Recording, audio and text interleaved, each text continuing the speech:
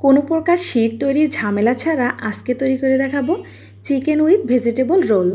এটা খেতে যেরকম বেশি মজা তেমনি বানানো কিন্তু খুবই সহজ। আসসালামু আলাইকুম everyone, welcome back to my channel. আশা করছি দেশে কিংবা দেশের বাইরে যে যেখান থেকে আমার আজকের পর্বের রেসিপিটি দেখছেন সকলে অনেক অনেক ভালো আছেন এবং সুস্থ আছেন। আজকের পর্বে আপনাদের সাথে শেয়ার করব মজাদার চিকেন উইথ ভেজিটেবল রোল, যেটা কিনা বানানো খুবই সহজ আর খেতেও ভীষণ মজাদার। তাহলে চলুন দেরি না করে ঝটপট রেসিপিটি দেখে নেই। প্রথমে একটি মিক্সিং বলে নিয়ে নিচ্ছি আমি 1.5 কাপ পরিমাণ ময়দা, চাইলে আপনারা আটাও ব্যবহার করতে পারেন। স্বাদ মতো দিয়ে দিচ্ছি লবণ আর 3 টেবিল চামচ পরিমাণ দিয়ে দিচ্ছি রান্নার রেগুলার সয়াবিন তেল। এবার সবগুলো উপকরণ হাতের সাহায্যে খুব ভালোভাবে মেখে নিতে হবে। একটু সময় ধরে মেখে নিলেই দেখা যাবে এরকম মুঠি করলে ইজিলি মুঠি হয়ে যাচ্ছে আর সেটা ইজিলিভাবে ভেঙে যাচ্ছে। ওই পর্যায়ে অল্প অল্প করে পানি দিয়ে একটি টাইট ডো তৈরি করে নিতে হবে। পানিটা অল্প অল্প করে দিতে হবে, একেবারে বেশি পরিমাণে পানি দিলে ডোটা কিন্তু নরম হয়ে যাবে। আর আমাদের কিন্তু নরম ডো হলে একদমই চলবে না, একটু শক্ত টাইপের ডো লাগবে। শক্ত টাইপের ডো তৈরি করলে আপনার এই রোলগুলো কিন্তু ভাজার পরে অনেকটাই ক্রিস্পি থাকবে। ডোটা তৈরি করে নেওয়ার পর এখানে আমি অল্প পরিমাণে তেল উপরে ব্রাশ করে দিচ্ছি।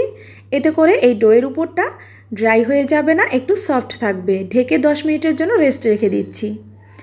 চুলায় একটি প্যান বসিয়ে দিয়ে দিচ্ছি 2 টেবিল চামচ পরিমাণ রান্নার রেগুলার তেল। সেই সাথে দিয়ে দিচ্ছি আমি 1 টেবিল চামচ পরিমাণ রসুন কুচি।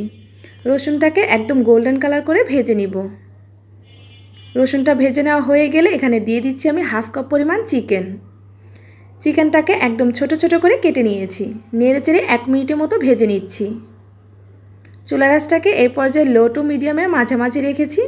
দিয়ে দিচ্ছি 1/2 টেবিল চামচ পরিমাণ আদা বাটা আর 1/2 চা চামচ পরিমাণ রসুন বাটা। দিয়ে দিচ্ছি স্বাদ মতো লবণ আর দিয়ে দিচ্ছি এখানে 1/2 চা চামচ মরিচের গুঁড়া। সেই সাথে 1/4 চা চামচ দিয়ে দিলাম হলুদের গুঁড়া আর 1/4 চা চামচ দিয়ে দিলাম ভাজা জিরার গুঁড়া।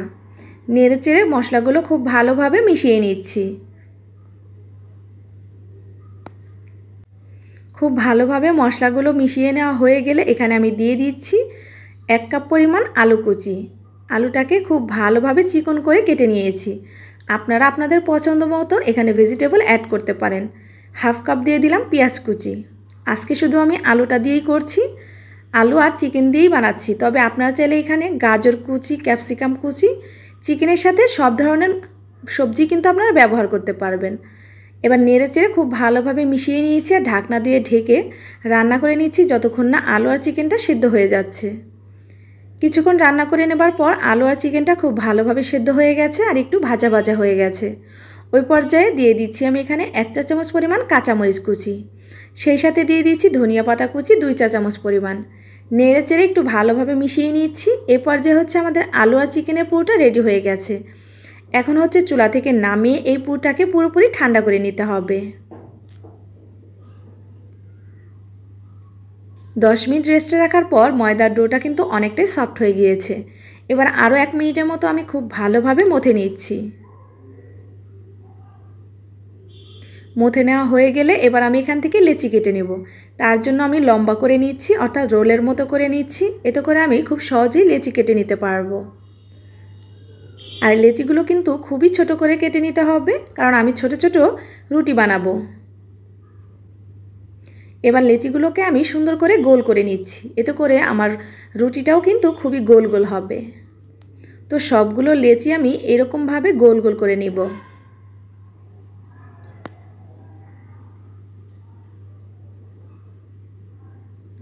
সবগুলো লেচি আমার গোল গোল করে নেওয়া হয়ে গিয়েছে। এবার একটি লেচি রেখে আমি বাকি লেচিগুলোকে আমি একটি মিক্সিং বলে তুলে নিচ্ছি। আর এই লেচিটা দিয়ে আমি আজকে রোল তৈরি করে দেখাবো। উপরে জাস্ট ময়দাটা একটু ডাস্ট করে দিচ্ছি আর একটি বেলুনি দিয়ে বেলে নিচ্ছি। একদম পাতলা করে একটি রুটি বেলে নিব। রুটিটা একদমই মোটা হওয়া যাবে না, খুবই পাতলা হতে হবে। তাহলে কিন্তু এই রোলগুলো ভাজার পরে অনেকটাই ক্রিস্পি হবে আর খেতেও ভালো লাগবে। তো পাতলা করে আমি একটি রুটি বেলে নিয়েছি আর এটা কতটা পাতলা হয়েছে আমি একটু দেখিয়ে দিচ্ছি। আশা করছি ভিডিও স্ক্রিনে দেখেই বুঝতে পারছেন। এবার একটি নাইফ দিয়ে আমি স্কোয়ার করে কেটে নিব। চারপাশ থেকে এভাবে নাইফ দিয়ে কেটে নিলেই কিন্তু স্কোয়ার হয়ে যাবে। কেটে নেওয়া হয়ে গিয়েছে। এবার এক সাইডে আমি আলু আর চিকেনের পুরোটা দিয়ে দিচ্ছি। আর 4 সাইডে আমি হালকা একটু হাত দিয়ে পানি লাগিয়ে নিচ্ছি, এতে করে এই রোলগুলো কিন্তু খুলে যাবে না। এবার আমি এভাবে রোল করে ভাঁজ করে দিচ্ছি। আশা করছি দেখেই বুঝতে পারছেন এটা আমি কিভাবে তৈরি করছি। রোলের দুই পাশের অংশটা হাত দিয়ে চেপে চেপে সিল করে দিচ্ছি। যেহেতু আমি পানি লাগিয়ে নিয়েছি তাই কিন্তু এটা খুলে আসবে না। এবার আঁকাবাঁকা অংশটাকে আমি একটু কেটে ফেলে দিচ্ছি, এতে করে কিন্তু শেপটা সুন্দর থাকবে রোলের। এভাবে সবগুলো রোল কিন্তু তৈরি করে নিতে হবে। আপনাদের বোঝার সুবিধার্থে আমি আরও একটি রোল তৈরি করে দেখাচ্ছি। স্কোয়ার করে কেটে নেওয়া হয়ে গেলে এক সাইডে চিকেন আর আলুর পুরোটা দিয়ে দিচ্ছি, 4 সাইডে হালকা করে পানি লাগিয়ে নিচ্ছি। তারপর এরকম ভাঁজ করে রোল তৈরি করে নিচ্ছি। রোলের দুই পাশটা বন্ধ করে দিচ্ছি হাত দিয়ে চেপে চেপে। তো তৈরি হয়ে গেল আমার সবগুলো রোল। এখন আপনারা এটা যদি ফ্রোজেন করতে চান সেক্ষেত্রে এভাবেই রেখে দিবেন ডিপ ফ্রিজে। যখন শক্ত হয়ে যাবে ওই পর্যায়ে একটি এয়ারটাইট বক্সে রেখে দিতে পারেন। যখন প্রয়োজন হবে ওই পর্যায়ে তেলে ভেজে নিতে পারেন। আজকের রোলগুলো আমি ভেজে দেখাচ্ছি, তার জন্য তেল গরম করে নিয়েছি। তারপর রোলগুলো দিয়ে দিচ্ছি আর এপিটোপিট করে গোল্ডেন কালার করে ভেজে নিচ্ছি। তবে চুলা আঁচটাকে একদম লো আঁচে রেখে রোলগুলো ভাজতে হবে একটু সময় নিয়ে, তাহলে দেখবেন এই রোলগুলো কিন্তু অনেকটাই ক্রিস্পি হবে। আর ক্রিস্পি রোলগুলো খেতে কিন্তু খুবই ভালো লাগে। তো বাকিগুলো আমি সেম প্রসেসে ভেজে নিচ্ছি, তবে চুলা আঁচটাকে অবশ্যই লো আঁচে ভেজে নেবেন। আর সবগুলো তৈরি হয়ে গিয়েছে, আর দেখতেই পাচ্ছেন এগুলো কতটা ক্রিস্পি হয়েছে, খেতেও কিন্তু দারুণ হয়েছিল। ভেতরে চিকেনের পুর ভরা, খেতে কিন্তু ভীষণ মজাদার।